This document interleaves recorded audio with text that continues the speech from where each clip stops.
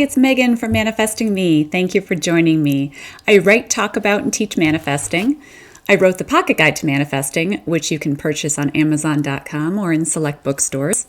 I also do custom one-on-one manifesting sessions, and I've linked to those in the description box of the video if you're interested.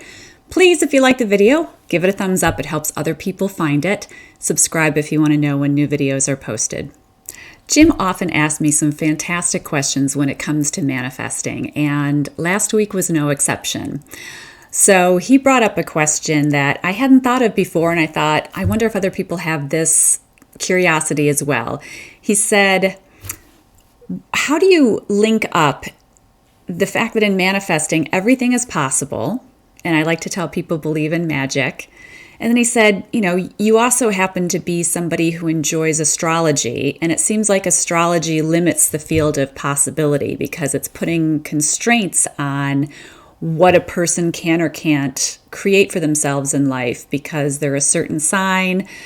The planets and the stars are lined up a certain way so that it seems like certain things will happen more easily than others. Don't try to create this during this particular astrological phase because you won't have any luck or whatever. So it almost seems like astrology limits what we can do, whereas manifesting says, oh gosh, well, we can create whatever we want whenever we want.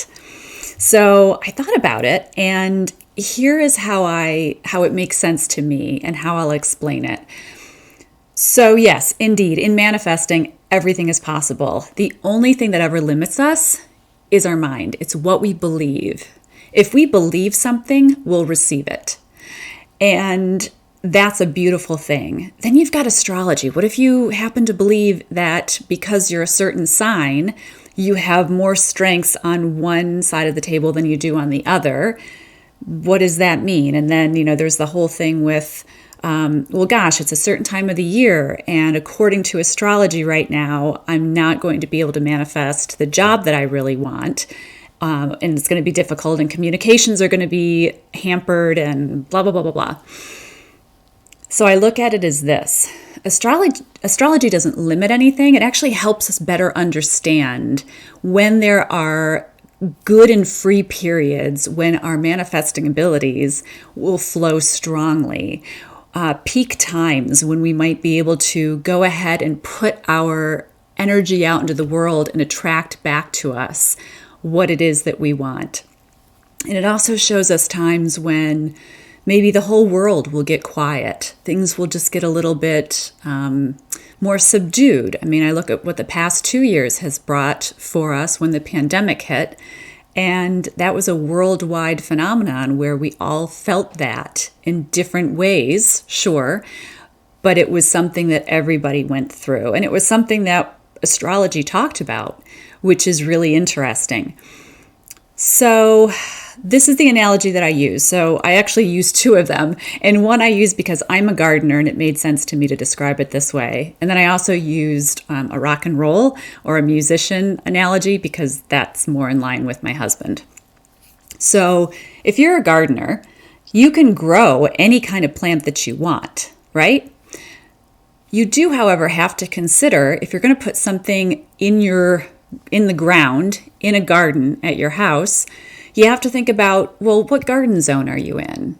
Do you have really cold, harsh winters? Do you have really hot, arid summers? So you have to think about that. And that's going to just kind of give you a better idea of what will grow really well in your garden. Now, just because you live in a certain climate doesn't mean that your soil is great. Maybe you have beautiful soil and it's so fertile and you can grow so many plants, but there are some plants that actually don't like fertile soil. They don't do well. So there's this whole, I can grow anything. All of us can grow whatever we want to grow, but it helps to know what grows well in what soil, during what time of year, how will it react.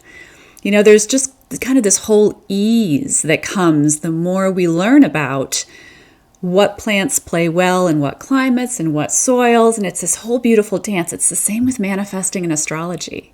We can manifest to our heart's desire. There's going to be certain times of the year, certain times of the month, certain times of, lunar cycles when we might feel energy flowing really strongly And we're going to feel like, oh my gosh, I am just collecting the stuff of my dreams, just as easily as raindrops fall from the sky on a rainy day.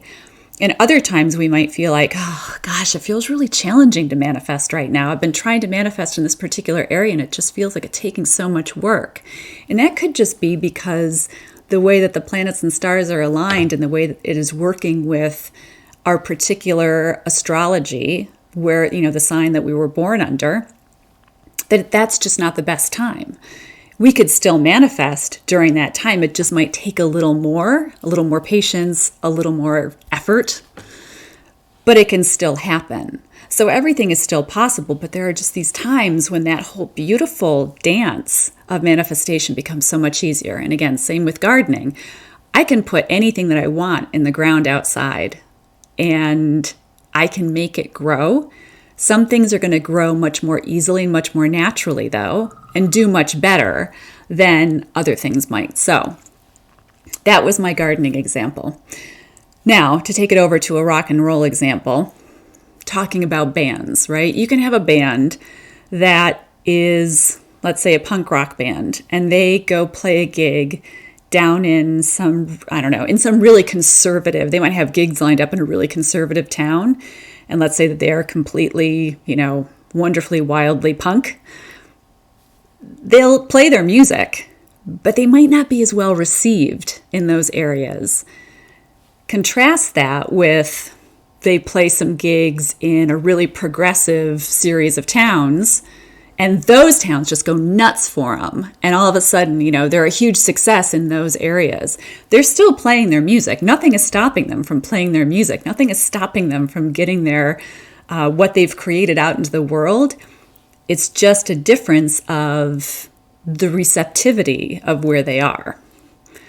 So that was my rock and roll example. It wasn't quite as in-depth as gardening because I'm much more tuned into gardening and growing things. But I hope that helps. So rather than looking at astrology as something that says, oh, well, because I was born as a Scorpio, I'll never be able to create this kind of life for myself over here. I'll never be good at this, or I'll never be able to manifest certain types of things. That's not it at all. It's instead giving us a better sort of roadmap for these are great times to be manifesting in these particular areas of our lives, versus these other times when maybe it's just a great time to focus on being a little more quiet, turning inward, resting our energy. Thank you so much for listening. I do have a Manifesting 101 course up, which I'm so excited to tell everybody about, and it's already getting a good response. So thank you to all of you who have rented or downloaded that video. There's information in the description box of the video. Again, if you like the video, little thumbs up, helps other people in our community find it. I'm so glad you were here, and as always, I wish you happy manifesting.